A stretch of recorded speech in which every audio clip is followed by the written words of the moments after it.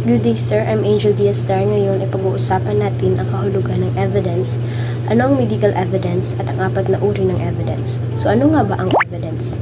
Sa batas, ang evidence o ebidensya ay anumang bagay na ginagamit ng korte para malaman kung ano ang totoong nangyayari sa isang kaso. Hindi sapat ang puro kwento o haka-haka. Kailangan may patunay na isang bagay na maaaring makita, mapakinggan, mabasa o maipaliwanag ng malinaw. Kung walang ebidensya, hindi makakapagdesisyon ng korte ng patas. Kaya ang evidence ang nagsisilbing basihan para malaman kung sino ang nagsasabi ng totoo at kung ano talaga ang nangyari o naganap. At ano naman ang medical evidence? Ang medical evidence ay uri ng ebidensya na nakadepende sa medisina at sisensya upang patunayan ng isang fact sa kaso. Ibig sabihin, kapag ang paraan ng pagpapatunay ay nakaangkal sa medical findings, tulad ng pagsusuri ng doktor o resulta sa test, tinatawag itong medical evidence.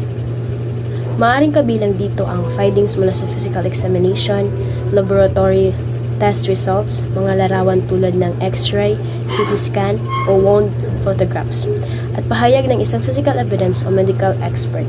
Importante ito lalo na sa mga kasong may kinalaman sa sugat, pagkamatay, sexual assault, at anumang aksidente na nangangailangan ng scientific explanation. Mga uri ng evidence. Dadaan naman tayo ngayon sa 4 na uri ng ebidensya na karaniwang ginagamit ng korte, lalo na kapag may medical aspect ang kaso. Una ay autoptic evidence. Ang autoptic evidence ay ebidensyang direktang nararanasan mismo ng korte gamit ang kanilang personal senses. Dito ang judge o mga tao sa korte ay may pagkakataong makita, marinig o maamoy ang bagay na may kaugnayan sa kaso. Halimbawa, pagpapakita ng actual medical instrument na ginamit, pagpapanood ng video ng pangyayari, pagpapakita ng sugat ng biktima sa mismong hiling, pagsusuri ng physical object na nakuha sa crime scene. Ang ganitong ebidensya ay malakas dahil hindi na dumadaan sa interpretasyon. Korte mismo ang nakakita o nakaramdam. Ang ganitong ebidensya ay malakas dahil hindi na dumadaan sa interpretasyon. Korte na mismo ang nakakita o nakakaramdam. Ang pangalawa ay testimonial evidence. Ito ang ebidensya na nanggagaling sa salita o pahayag ng isang witness, kabilang ang doktor. Kapag pinatawag sa korte ang isang physician, kailangan niyang magbigay ng kanyang observation, professional findings at expert opinion. Sa testimonial evidence, may sistema ng pagtatanong. Una, tinatanong siya ng panig na tumawag sa kanya. Pangalawa, pwede siyang i-cross-examine ng kabilang panig. Ang layunin nito ay makita kung consistent, malinaw at makatotohanan ang kanyang paliwanag. Ang pangatlo naman ay experimental evidence. Ang experimental evidence ay uri ng ebidensya kung saan pinapayagan ang witness na magsagawa ng demonstration o test sa harap ng korte para patunayan ang kanyang sinabi. Halimbawa, pagpapaliwanag ng doktor kung paano maaaring nabuo ang isang sugat, pagtuturo ng posisyon ng katawan ng biktima base sa kanyang medical findings, pagpapakita kung paano nag-iiba ang resulta kapag may ibang anggulo o force. Ginagawa ito para mas maging visual at madaling maunawaan ang medical opinion. Mas nagiging credible ang findings kapag nakikita mismo ng korte kung paano ito nangyari. At ang pang-4 ay documentary evidence. Ito naman ay ebidensya na nasa sulat, record o dokumento.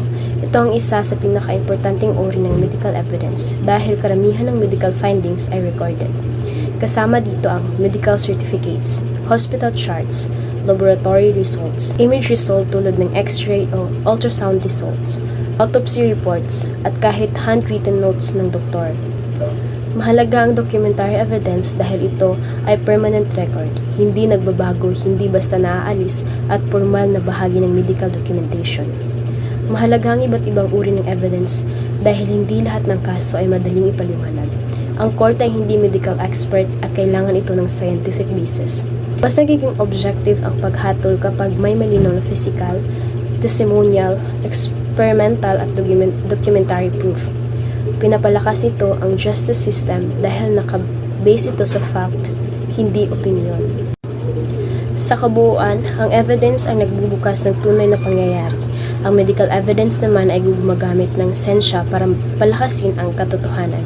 At ang apat na uri ng ebidensya, autoptic, testimonial, experimental, at documentary ay iba't ibang paraan para ipakita sa korte ang tunay na nangyari.